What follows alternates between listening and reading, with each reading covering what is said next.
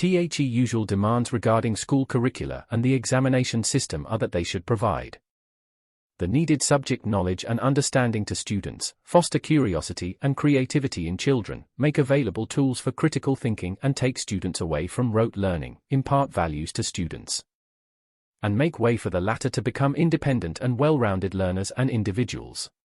Details of what goes into all of these areas is and has been a matter of much debate over time, and will continue to be so as education and the need for it evolve with time. School-going children in Pakistan have access to 3 different curricula and examination systems: matriculation, intermediate, O, and A levels, and, increasingly, though still on a small scale, the International Baccalaureate, IB, system. Matriculation intermediate, the local system, is by far the largest and the cheapest option. Almost all government schools and most low to middle fee private schools prepare students for these examinations.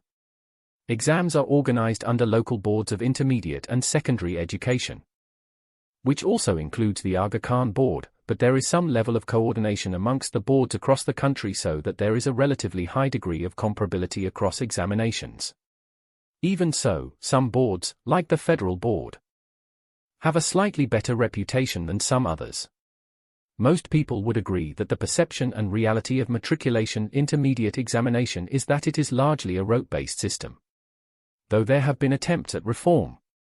The examination still does not test understanding or encourage wider reading, including critical reading.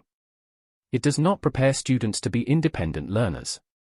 The curriculum is large and heavy but, and many people have written about it, it is not taught well and it is poorly assessed.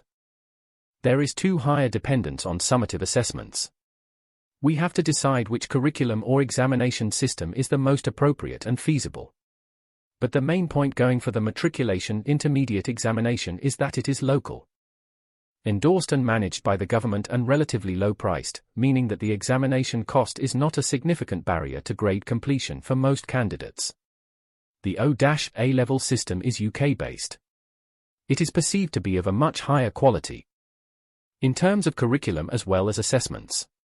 The curriculum does encourage wider coverage, and examinations, by and large, do test understanding and not just rote learning.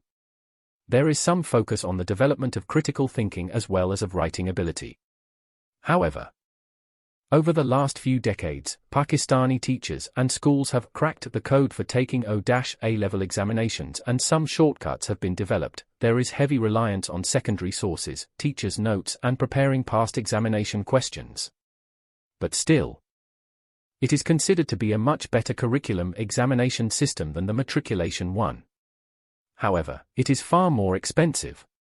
It is not only the examination fee that is a lot higher, the cost of providing good preparation for O-A level examinations too is much higher.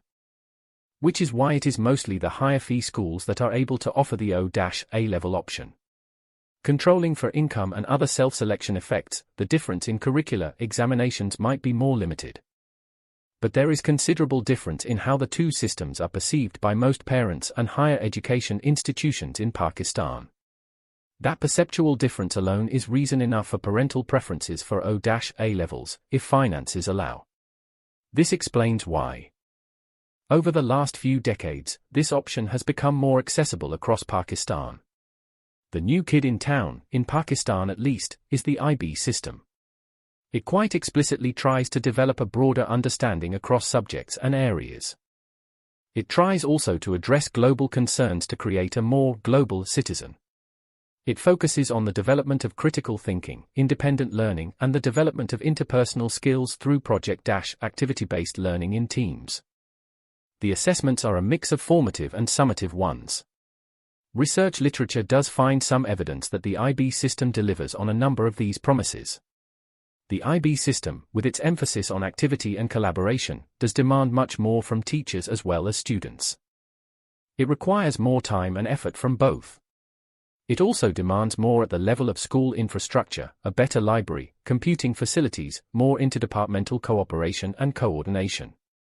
IB requires a period of training for teachers before the system can be introduced in school. All this raises the cost of provision significantly. It is not a surprise then that so far IB is only available in 15-odd schools across Pakistan and all of these schools have very high tuition fee. There are issues for parents and students to think about at the individual level and for all of us to think about at the collective level as well. Quality education has a cost. Someone has to bear that cost. It will be either the parents, students, or society. As parents and students, we have to decide which curriculum or examination system is the most appropriate and feasible. Education is an investment in the future and it has significant intergenerational impacts. What is it that we want to ensure for our children? As a society, too, we need to take up the same issue. Education has large externalities and a very strong public good element to it. We want every child to have access to quality education. But what should be the minimum acceptable quality and how should it be priced? Is matriculation good enough? And priced appropriately? Do we need to reform the matriculation, intermediate curriculum and examination system?